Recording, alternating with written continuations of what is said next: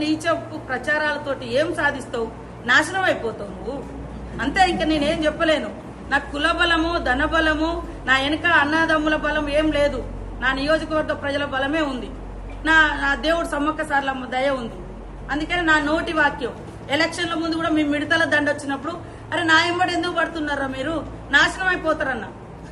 తర్వాత ఇంకోటి ఏదో ఎక్కడో ఏదో ఒక ఫోన్ మా పిఏ చేసిన, అది భద్ర ఆంధ్రాకు సంబంధించిన వాళ్ళది.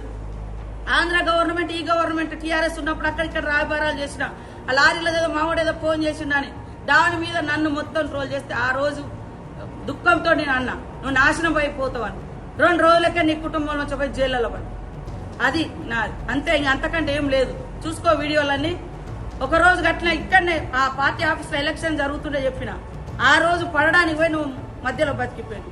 ఇంతకంటే ఇంకోటి ఏం లేదు. కేటీఆర్, నువ్వు పెట్టుకుంటే నీ సమౌజ్యులతోటి నువ్వు పెట్టుకో, కానీ ఒక ఆడకూతులతో ఇంట్లో ఆడబిడ్డను ఓర్వైతే బయట ఆడబిడ్డల్ని ఎదుగనేవైతే.